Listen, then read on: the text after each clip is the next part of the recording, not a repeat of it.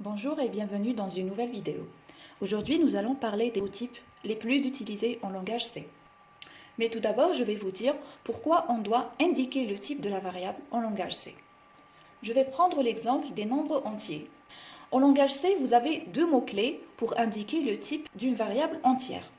Le premier mot-clé, vous le connaissez déjà, c'est le mot-clé int. Par exemple, j'ai la variable a qui est de type entier et qui contient la valeur 10. Là, j'ai déclaré une variable qui s'appelle a et qui contient la valeur 10. En fait, on utilise le type int pour manipuler des nombres entiers de petite taille. Regardez ce tableau. Regardez ici, vous avez le type int.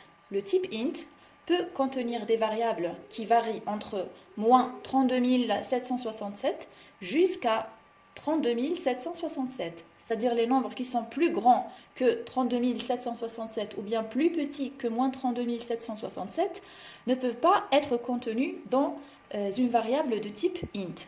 Et c'est pourquoi on utilise le type lang. Regardez l'intervalle du type lang. Il est bien plus grand que celui du type int.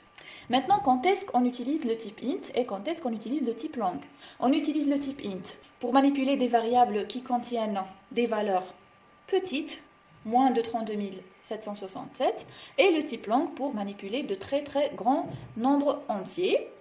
C'est quoi l'intérêt d'avoir deux types pour manipuler les entiers? C'est d'optimiser nos programmes. C'est-à-dire, si j'ai une variable qui va contenir un petit entier, ou bien que la valeur ne va pas dépasser 100 ou bien 1000 ou bien 10 000, donc je lui réserve un espace mémoire de type int qui est bien plus petit qu'un espace mémoire réservé par un type lang. Donc là, je suis en train d'optimiser la mémoire utilisée par mon programme.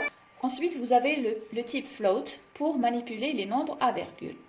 Remarquez que l'intervalle du type float est très grand. Il est de l'ordre de 10 à la puissance 37. Pourquoi? Parce que les nombres qu'on manipule peuvent avoir de très grands nombres après la virgule et de très grands nombres avant la virgule. On revient à notre code blocks pour faire des exemples. Donc là, j'ai déclaré la variable a qui contient la valeur 10. Maintenant, je vais déclarer un autre entier qui s'appelle b et qui contient la valeur, par exemple, cette valeur.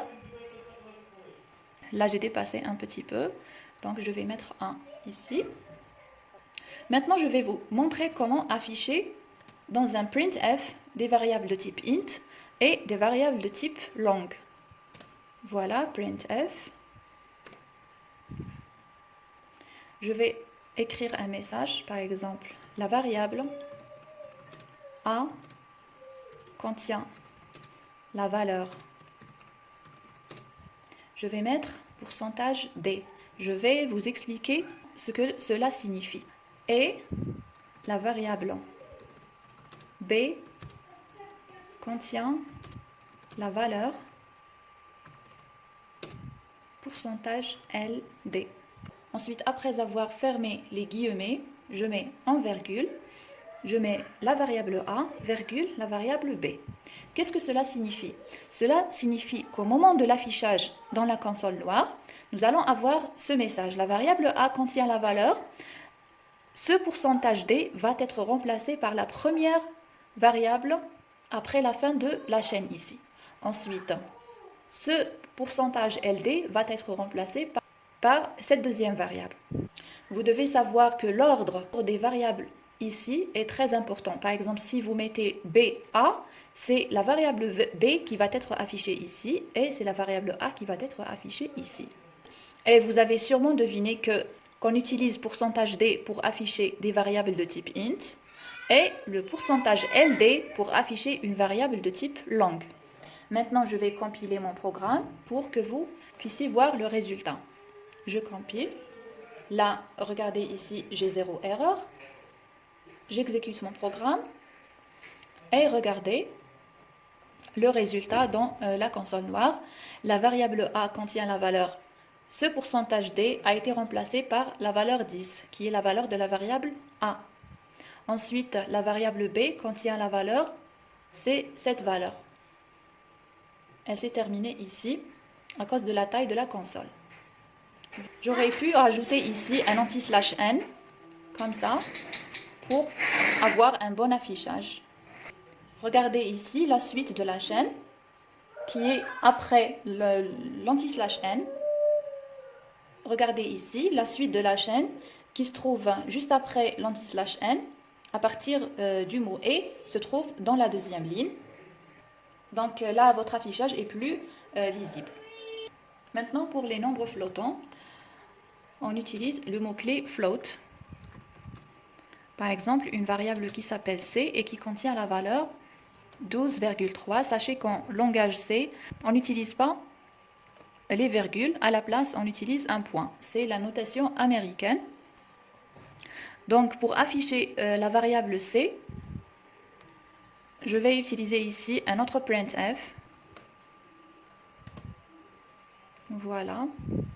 J'aurais pu rajouter dans le même printf, mais pour ne pas encombrer le programme, j'ai utilisé un deuxième. Donc, la variable, dans le message, sachez que vous pouvez écrire ce que vous voulez. Donc, la variable C contient 2 points et pourcentage F cette fois-ci. On utilise le pourcentage F pour afficher les nombres flottants.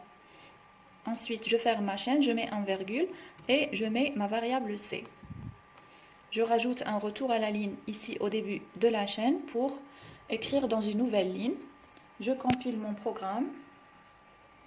Voilà, j'ai normalement 0 erreur. Je peux l'exécuter pour voir le résultat. Regardez. Ici, vous avez l'ancien affichage. Ensuite, dans la troisième ligne, vous avez la variable C contient 12,3. Donc, ce sont les principaux types utilisés en langage C. Là, j'ai des petites remarques à vous donner avant de terminer la vidéo. Si vous avez ici, par exemple, deux variables de même type, j'ai A et B de type entier, vous pouvez combiner la déclaration de A et B en mettant le mot-clé une seule fois et déclarer A et B dans la même ligne. Regardez, int, A contient 10, virgule, B contient cette valeur.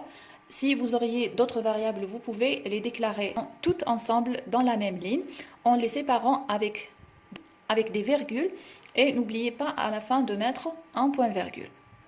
Donc là, on a combiné la déclaration de plusieurs variables de même type dans la même ligne. Un dernier point, je voulais vous parler des variables de type constante. C'est quoi les constantes? C'est des variables ordinaires.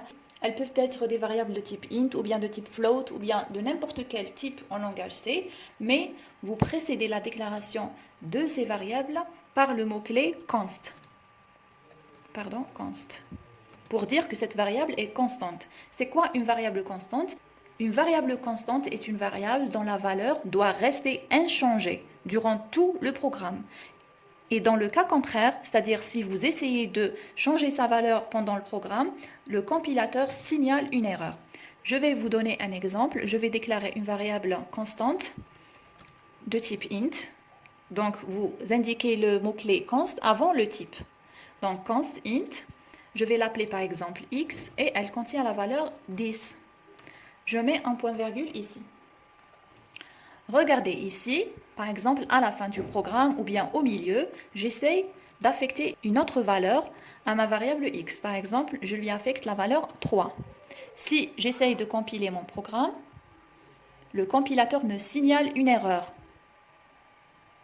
Et il me dit ici dans l'erreur, lisez avec moi, assignment of read-only variable x, read-only. C'est-à-dire que x est une variable à lecture seule. Vous ne pouvez pas changer sa valeur. Donc, j'enlève cette instruction. Mais par contre, si j'essaye de changer la valeur de A ou bien de B ou bien celle de C, regardez, A reçoit 12 par exemple. Et si je compile, il n'y a aucun problème. Pourquoi? Parce que c'est une variable ordinaire. Elle n'est pas constante. Voilà.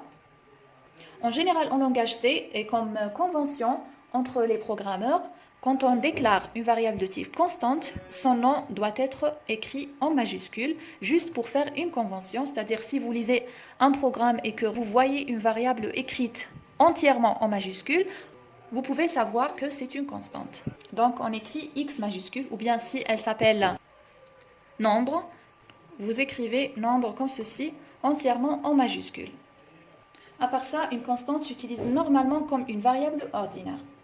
La seule différence, c'est que vous ne pouvez pas changer sa valeur. Dès que vous la déclarez ici, cette valeur doit rester la même durant tout le programme. Voilà, c'est tout pour cette vidéo. J'espère que ça vous a aidé. Si c'est le cas, n'hésitez pas à me laisser un petit j'aime, de partager la vidéo avec vos amis et de s'abonner à la chaîne surtout pour recevoir mes prochaines vidéos. À la prochaine!